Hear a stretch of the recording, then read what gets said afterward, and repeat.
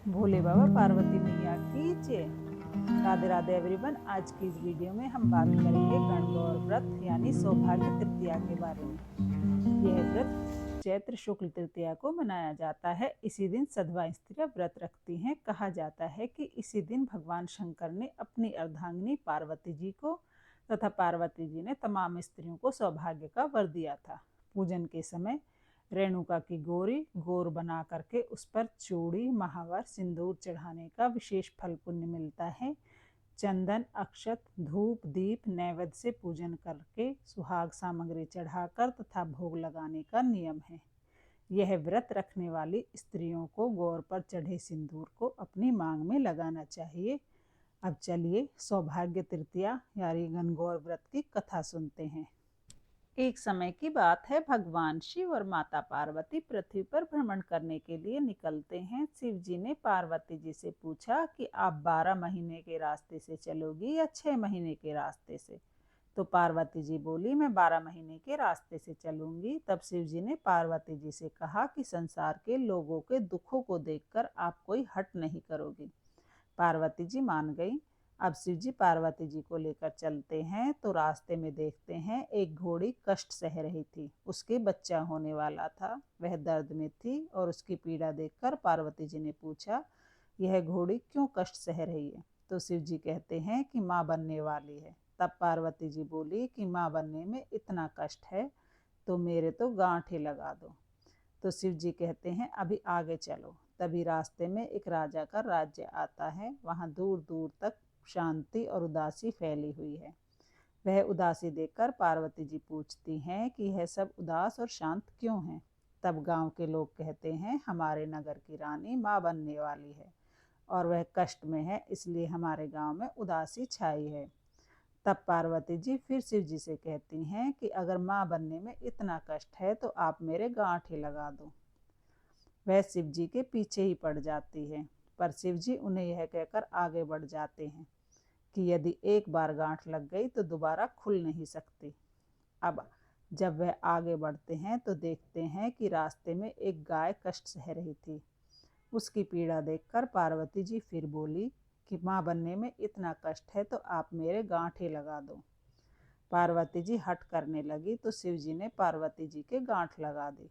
अब वे दोनों आगे बढ़े और एक गांव में पहुंचते हैं। उस दिन गणगौर का व्रत था। गणगौर माता का कथा बगीचे में गांव की औरतें गणगौर का पूजन कर रही थीं। वह पार्वती जी को देखकर वहां आ जाती हैं और पार्वती जी की पूजा करने लगती हैं।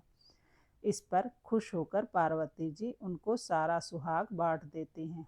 शिव जी पार्वती जी को ढूंढते ढूंढते वहां पहुंचते हैं और पार्वती जी को फूलों और पत्तों से ढका हुआ पाते हैं।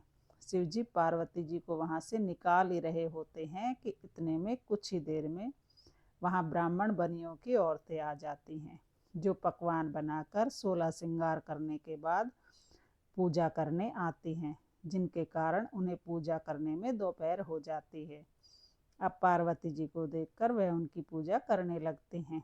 पार्वती जी भी उनसे खुश हो जाती हैं।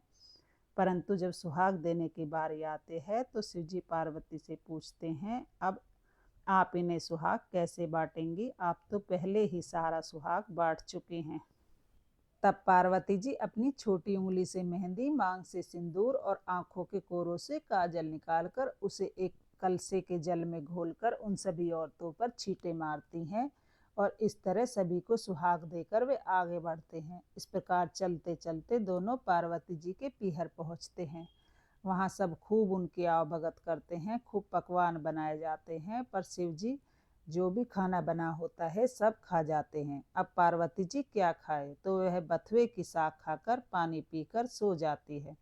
दोपहर में जब वे दोनों विश्राम करते हैं तो शिव जी पार्वती जी से पूछते हैं कि आपने क्या खाया? तो पार्वती जी कहती हैं, जो आपने खाया वो ही मैंने खाया। पार्वती जी के सोने पर शिव जी उनके पेट की नाभि की टुंडी खोलकर देखते हैं कि पार्वती जी ने क्या खाया, तो उनके पेट में बथुए का साग और पानी दिखता है। पार्वती जी के जगने पर शिव जी उनसे पूछते हैं कि आपने हमसे झूठ बोला था, आपने तो बथुआ खाया है और पानी पिया है। तब पार्वती जी उनसे हट करती है कि आज के बाद कोई भी महिला कि टुंडी खोलकर ना देखे, अर्थात आज के बाद कोई भी व्यक्ति किसी महिला के पेट में नहीं देख सकेगा, क्योंकि किसी भी महिला के पेट में उसके ससुराल और पीहर की लाज होती है। और आप मुझे यह वचन दें। तब शिव जी को वचन देना पड़ा। उसके बाद से अब तक किसी की भी टुंडी नहीं खुलती है।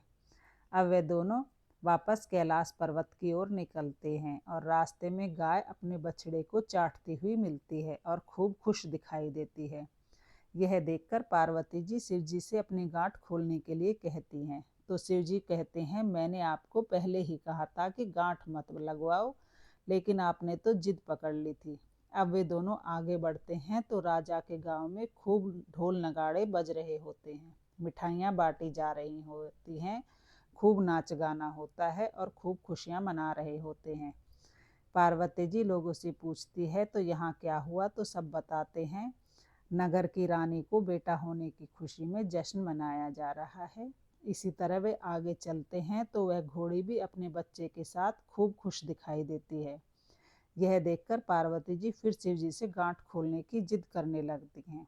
तो शिव जी कहते हैं, मैंने आपसे पहले ही कहा था गांठ मत लगवाओ। यहाँ मृत्यु लोक में हर चीज आपको लुभाएगी, परंतु आप नहीं मानी, आपने जिद पकड़ ली। पार्वती जी ने फिट हट करने पर शिव जी पार्वती जी की गांठ खोल देते हैं और वो दोनों कैलाश पर्वत पहुंच जाते हैं। हे भगवान शंकर, जैसे पहले माँ पार्वती के गांठ लगाई वैसे किसी की गांठ मत लगाना। जैसे बाद में माँ पार्वती की गांठ खोली वैसे इस कहानी को कहते सुनते हुंकारे भरते सभी को अमर सुहाग देना। दोस्तों, गणगौर का त्यौहार होली के बाद दुल्हनडी से ही शुरू हो जाता है और 16 दिन तक घर की कुंवारी कन्याएं और विवाहित महिलाएं ईश्वर के रूप में शिव जी और गणगौर के रूप में माँ पार्वती जी की पूजा करती हैं। कुंवारी कन्याएं मन पसंद वर पाने के लिए और विवाहित स्त्रियां अखंड सौभाग्य और अपने पीहर और ससुराल की समृद्धि की कामना के लिए यह पूजा करती हैं तथा गणगौर से हर वर्ष फिर आने का आग्रह करती है। पौराणिक कथाओं के अनुसार गौरा जी होली के दूसरे दिन अपने पीहर आती हैं तथा 8 दिन बाद ही शिव जी के उन्हें लेने पहुंच जाते हैं और इस पर्व में गौरा जी और शिव जी को बड़ी बहन और जीजा जी के रूप में गीतों के माध्यम से पूजा जाता है। राधे राधे।